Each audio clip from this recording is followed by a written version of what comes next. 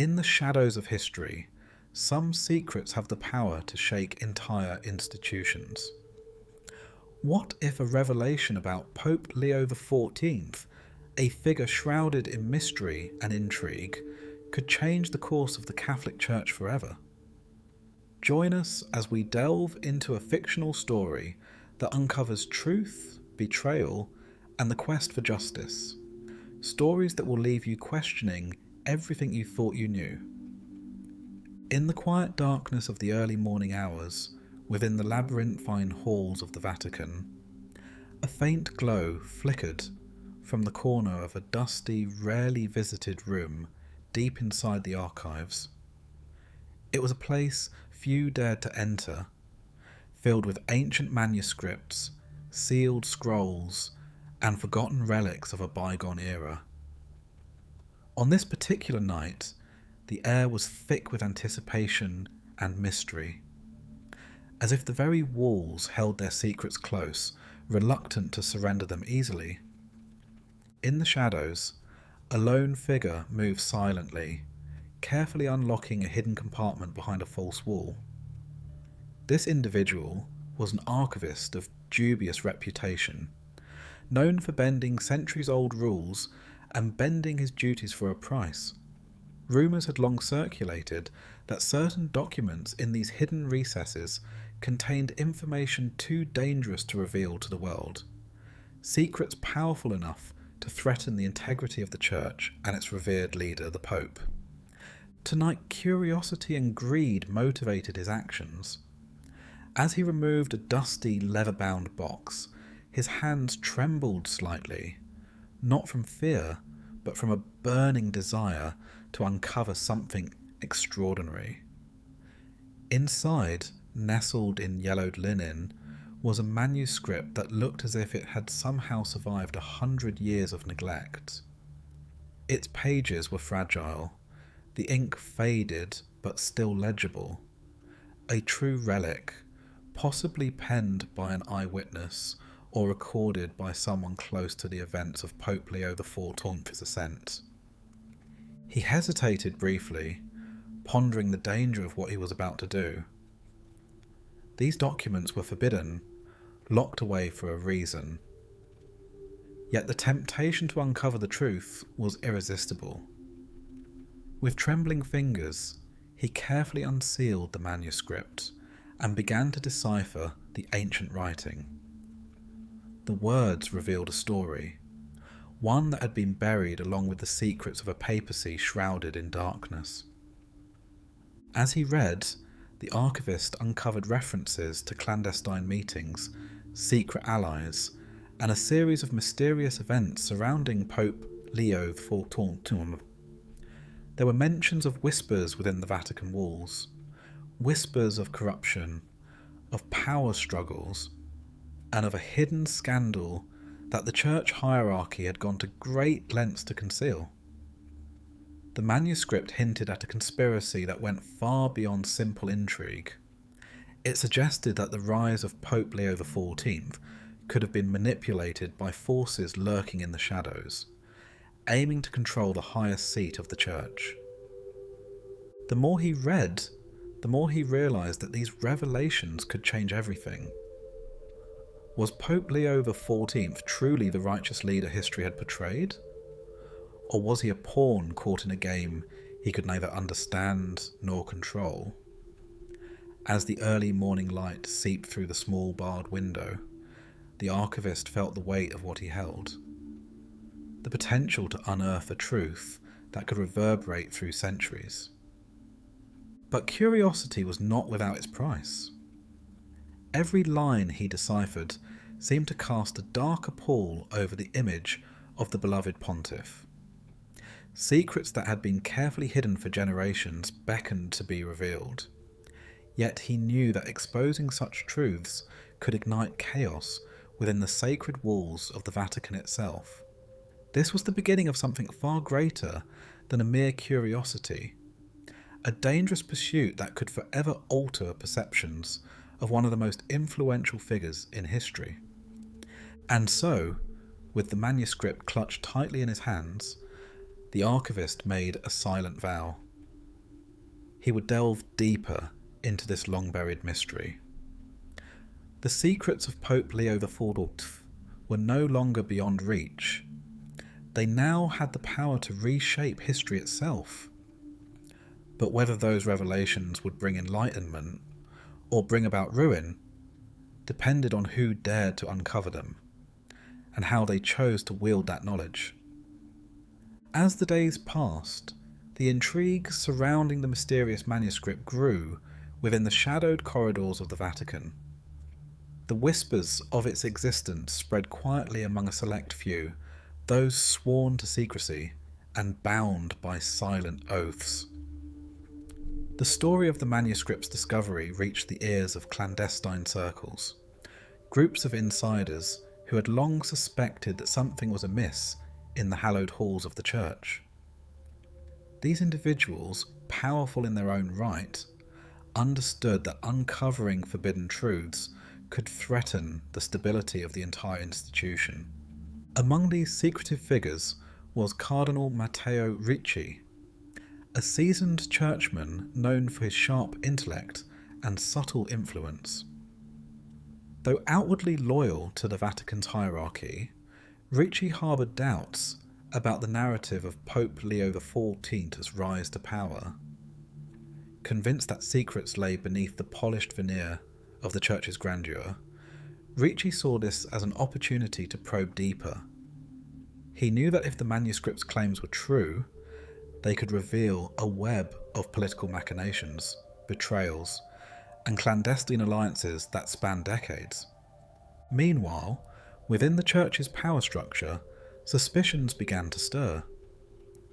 Certain aides and senior officials, who had long sensed factions vying behind the scenes, sensed that something was shifting.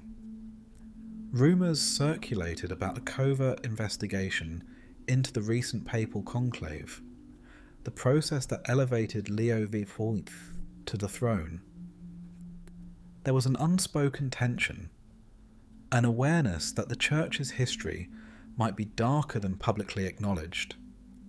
As the portrait of potential scandals started to take shape, a small group of trusted informants was tasked with gathering intelligence, ever cautious of snitches and spies.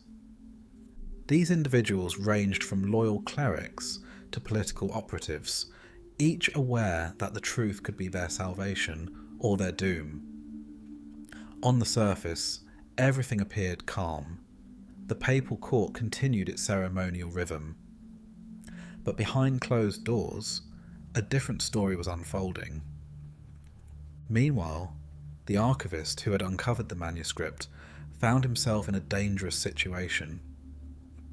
Recognizing the gravity of his discovery, he sought out allies amongst the few who would listen, men and women discreet enough to understand the implications. They debated whether to reveal the contents of the manuscript or to keep it hidden, knowing that either choice could lead to chaos or salvation.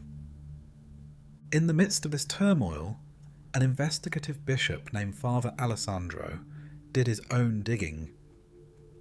Driven by a reputation for uncovering the truth, he secretly began tracing the origins of the manuscript, seeking any other corroborating evidence. His inquiries took him down dark alleys of history, leading him to mysterious figures who had long vanished from the public eye, but whose influence lingered in the shadows. The more he learned, the more he realized that the figure of Pope Leo XIV was intertwined with covert deals, secret societies, and possibly even acts that could threaten the Church's moral authority. Within the context of these secret power plays, a pattern emerged, one that suggested that Leo XIV's ascent was not simply a matter of divine will or election, but a carefully orchestrated coup of influence. Some believed that external political forces had backed his rise, manipulating the inner workings of the Vatican. Others whispered that rival factions within the clergy had conspired to elevate a puppet figure who could serve their interests.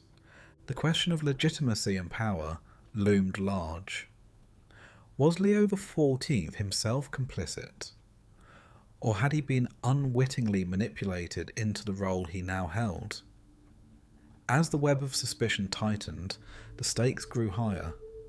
Every move, every conversation was watched, and trust had become a rare commodity.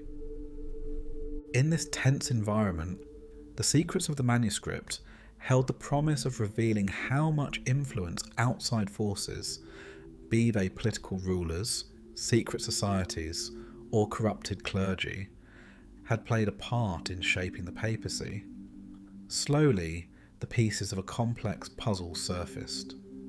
Alliances forged in darkness, clandestine meetings in secret chambers, and messages exchanged through coded language and symbols known only to a select few.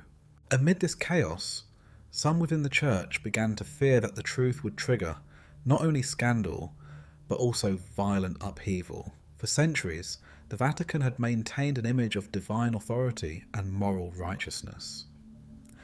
To unmask a conspiracy contradicting that image was to threaten the very foundation of its authority.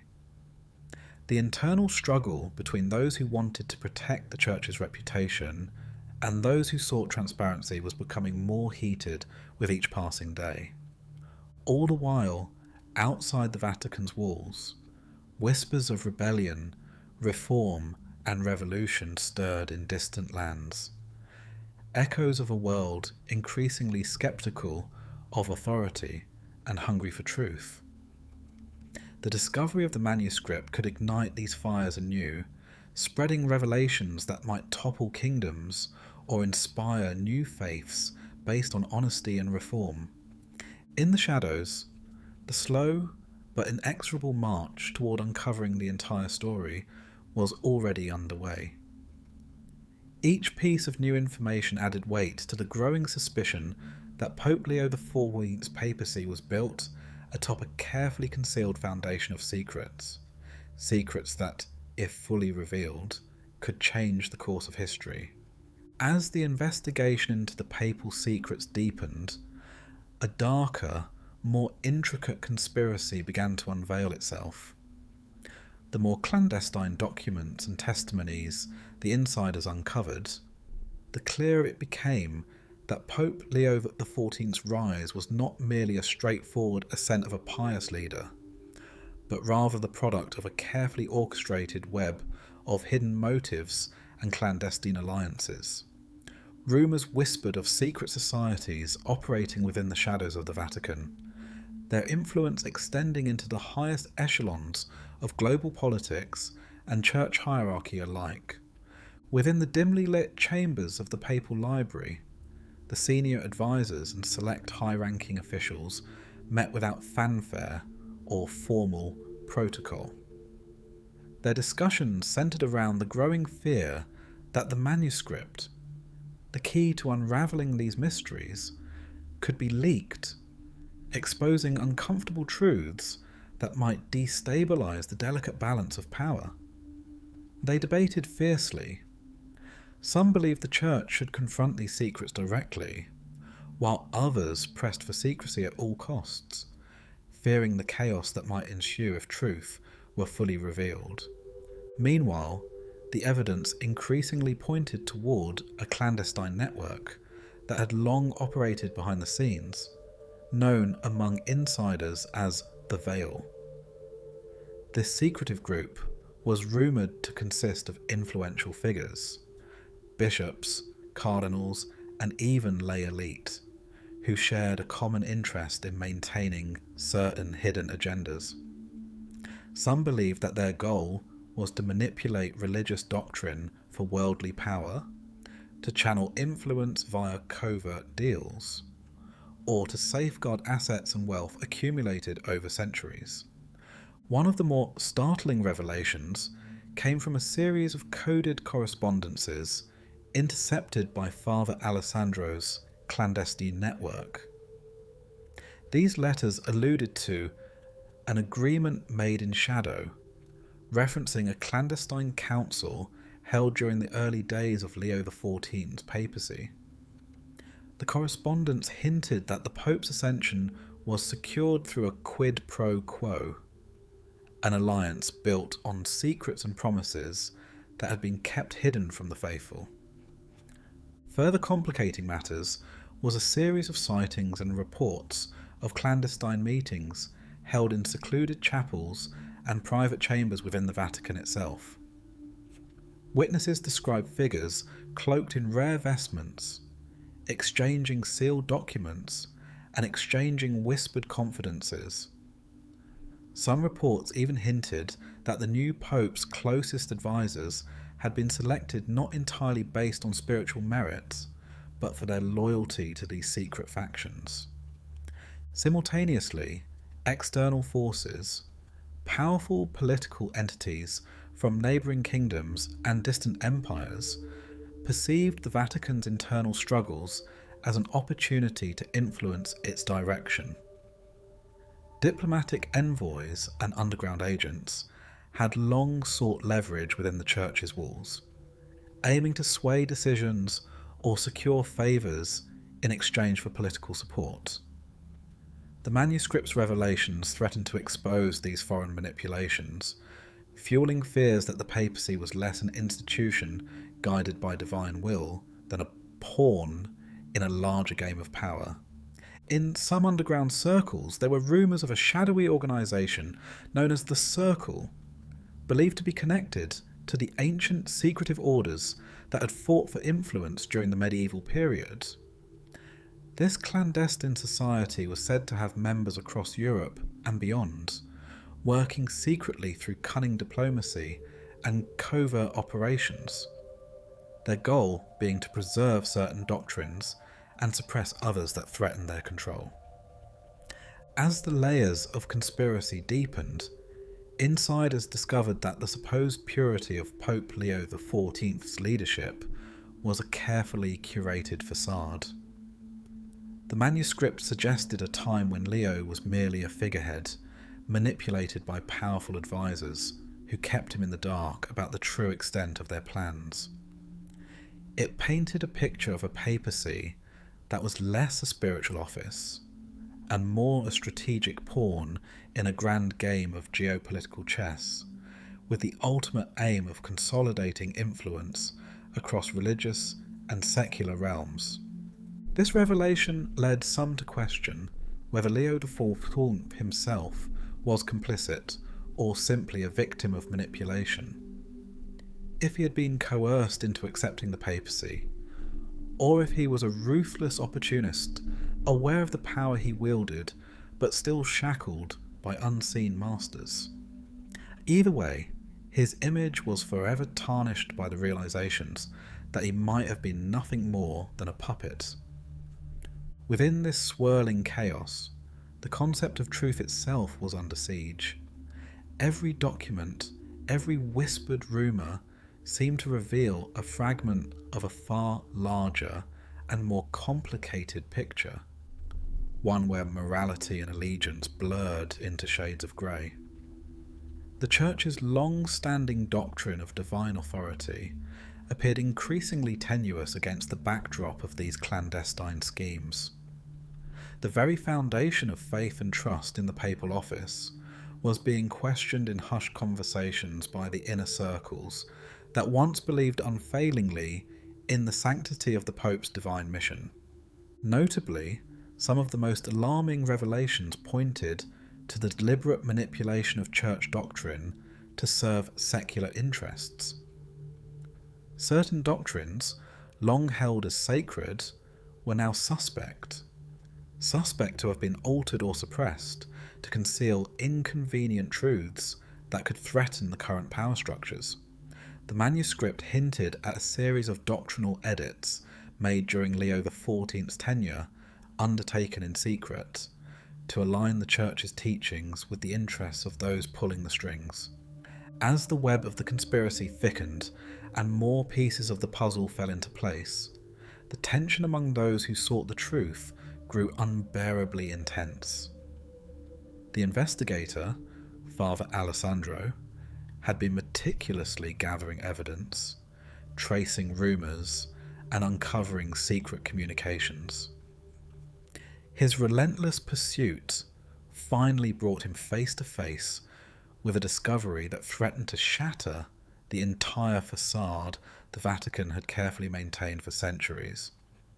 Hidden away in a sealed, clandestine chamber within the archives, he uncovered a startling document, an ancient confession that seemed to have been deliberately concealed from the world.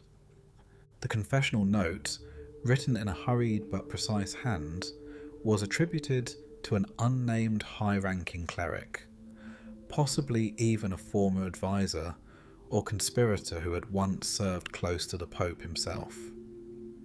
It was a rare, raw confession of guilt, remorse, and undeniable truth.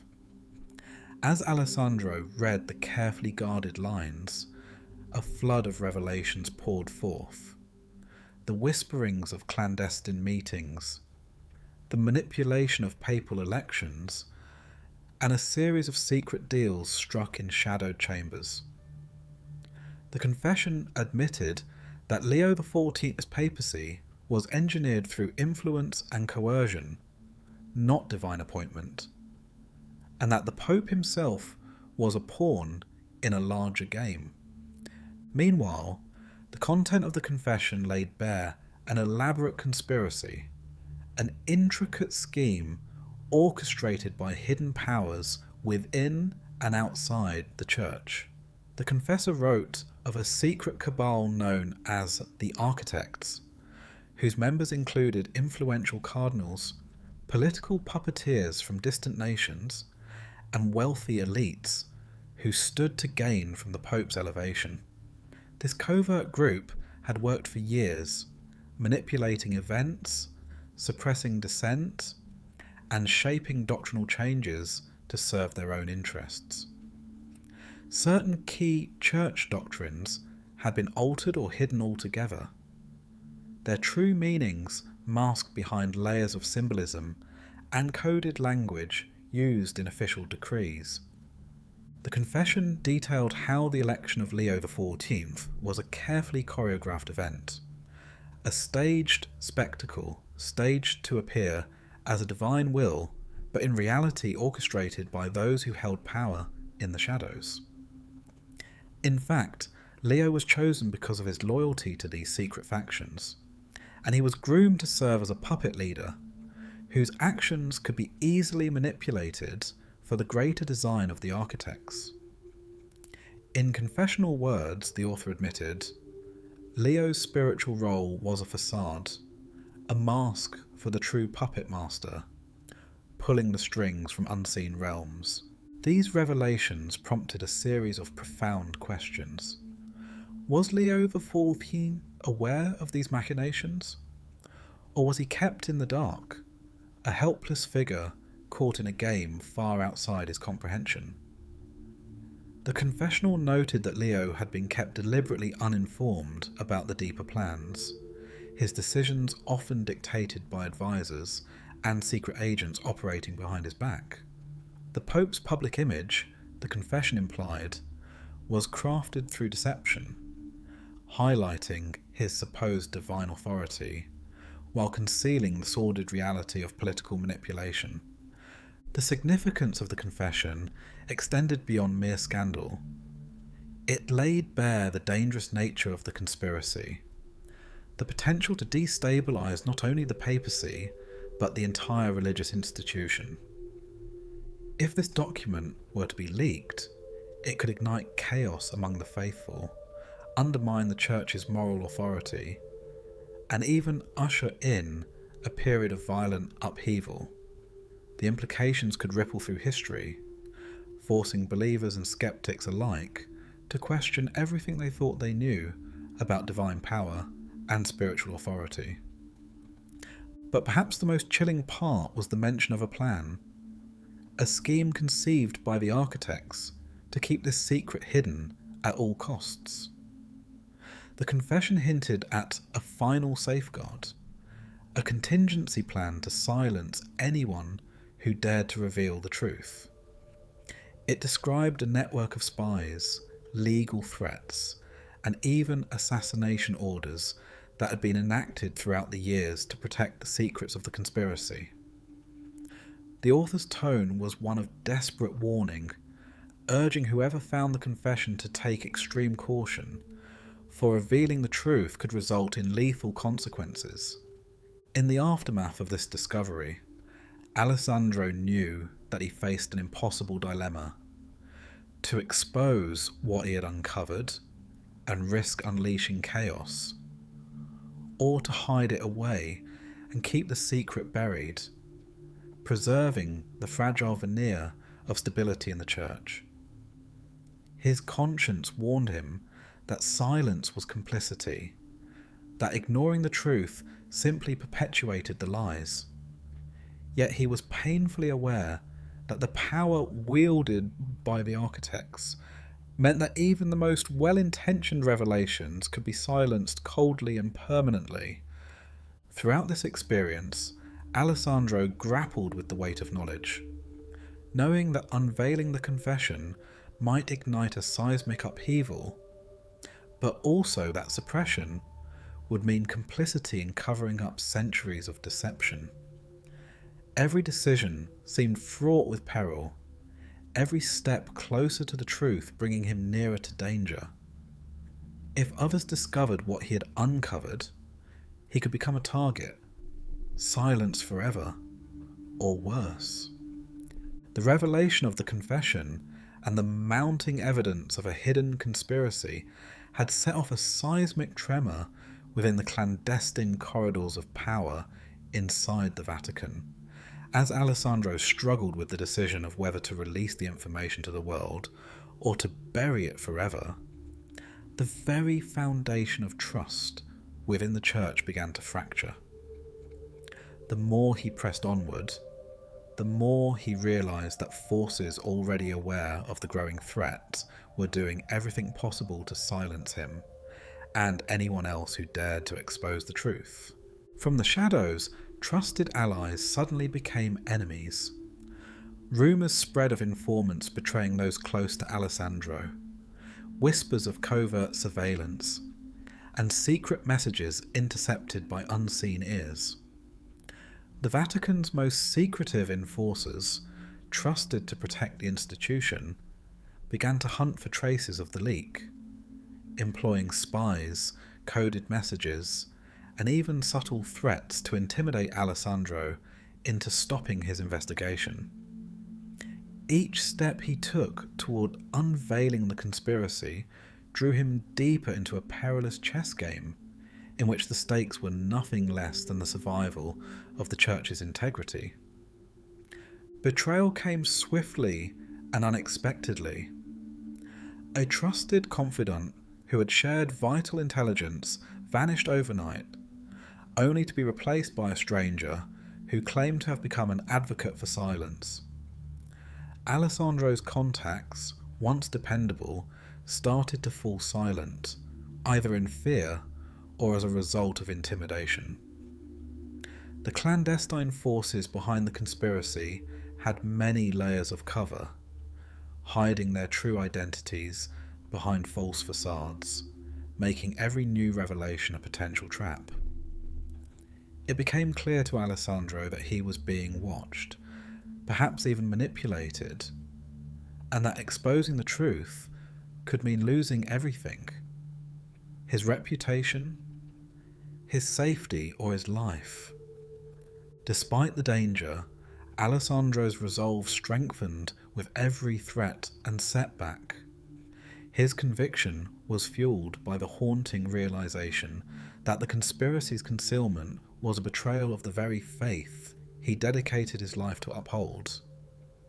His mind kept returning to the confession, the raw, unfiltered admission of guilt and treachery.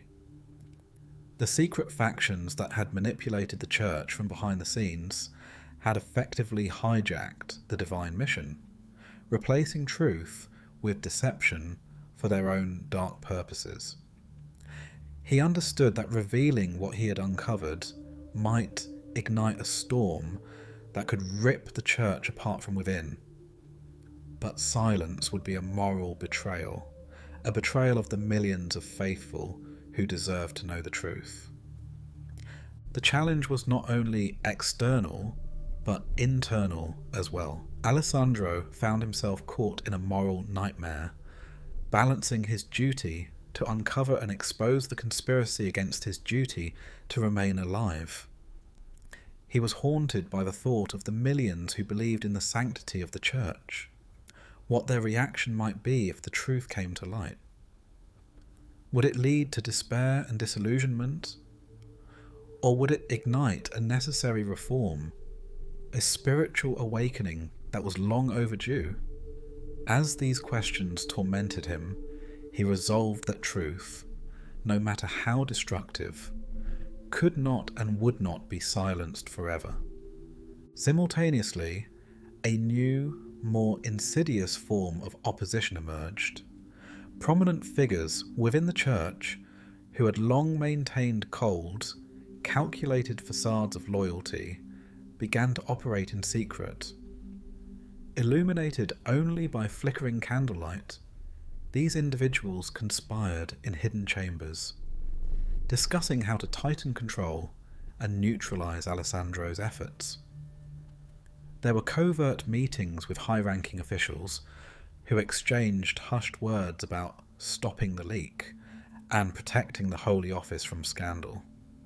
The internal power struggle escalated into a battle of shadow and deception, with each faction vying for control of the narrative, and with it, the future of the Church. Meanwhile, external enemies also saw opportunity in the chaos. Political factions and foreign agents, sensing weakness, launched their own covert operations, funded, coordinated, and motivated by greed and ambition.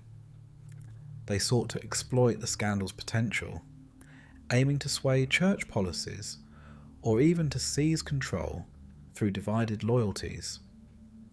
Rumours of covert diplomatic channels and secret backdoor negotiations swirled, with some faction leaders secretly in contact with outside powers looking to influence papal decisions in their favour.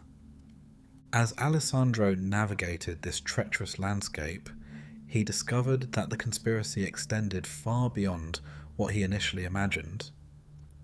The threat was not just from a handful of corrupt cardinals or secret societies.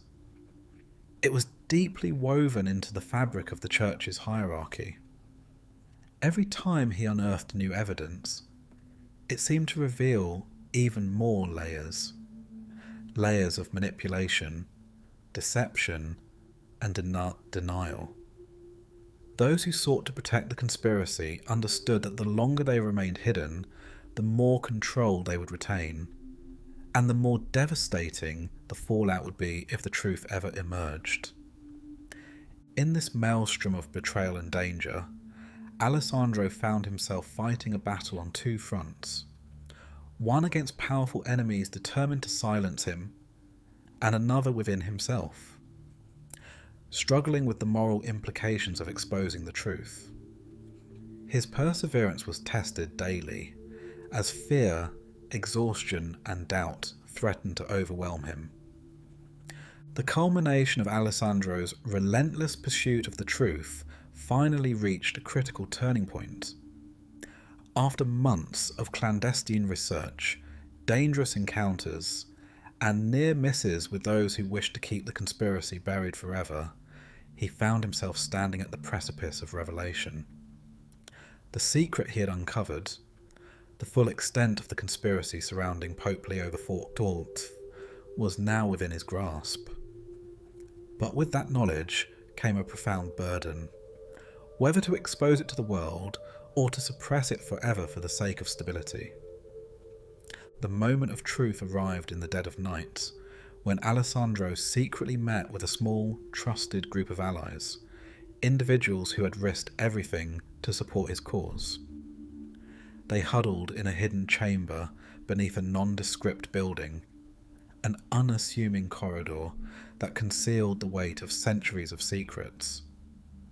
Carefully, Alessandro laid out all that he had discovered: the confession, the coded correspondences, the clandestine meetings, and the intricate network of manipulations that had shaped the papacy for generations. This moment was more than just an unveiling, it was a gamble with history itself.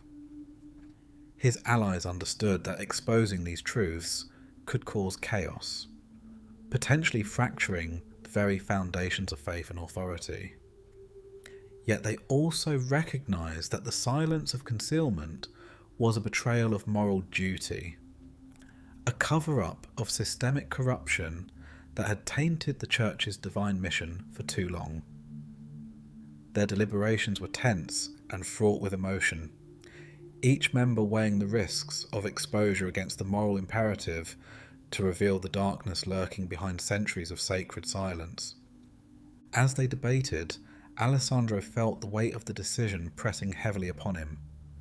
To publish or not to publish, to walk into the storm or to retreat into obscurity.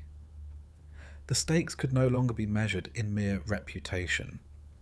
They now involved lives, faith, and the very soul of the Church. Every scenario seemed to carry grave consequences: civil upheaval, violent backlash, or worse. Yet he knew that enduring silence would only deepen the moral rot infecting the institution. Finally, with a clear resolve, Alessandro made his choice. The truth would be revealed. With a small, carefully crafted message, he prepared to leak the evidence to trusted allies who could safely disseminate it, ensuring that the most damaging truths would reach the public in a way that minimised collateral damage. The assault on the Church's authority was about to begin, but he believed that transparency and honesty, though painful, could ultimately lead to reform and renewal. The aftermath was nothing short of chaos. Once the information went public, the Church was thrown into turmoil. Faithful believers were shaken. Some felt betrayed, others desperate for answers. The reaction was swift and fierce. Protests erupted within and outside the Vatican's walls. Faith communities questioned their leaders, and a wave of reform-minded clergy mobilised to demand accountability. The centuries-old image of divine authority crumbled overnight, replaced by doubts and accusations that reverberated across Europe and beyond. But Alessandro also faced fierce opposition from those determined to suppress the revelations. Powerful factions within the Church, who had orchestrated the conspiracy, launched an aggressive campaign of denials, intimidation, and legal action. Church authorities accused Alessandro of insubordination, heresy, and espionage, seeking to discredit or silence him entirely.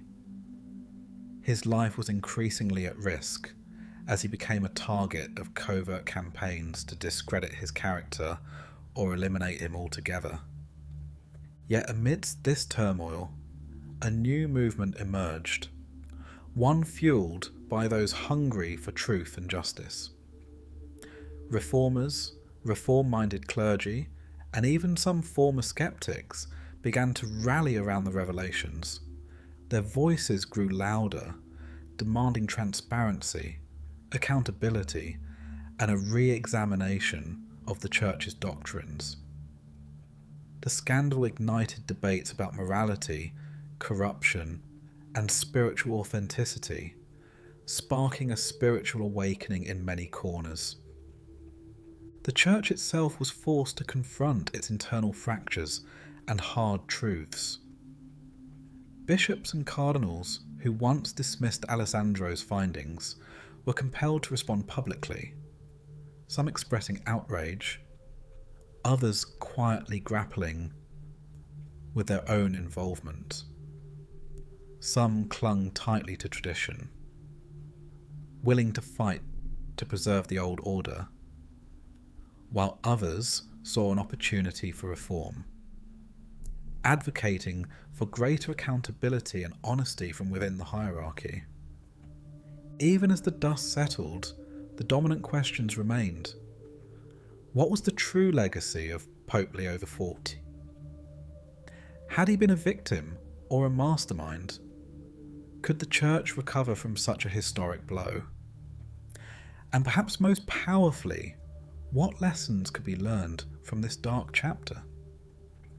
The revelations had opened Pandora's box. Denying them would only breed further deception, but confronting them could usher in a new era of reform and spiritual renewal. The scandal also inspired a broader call for reform across many faiths and institutions. People across the world, inspired by the transparency, began to scrutinize their own leaderships, political, religious, and social. The age of deception had been challenged, and a new dawn of vigilance and honesty was on the horizon.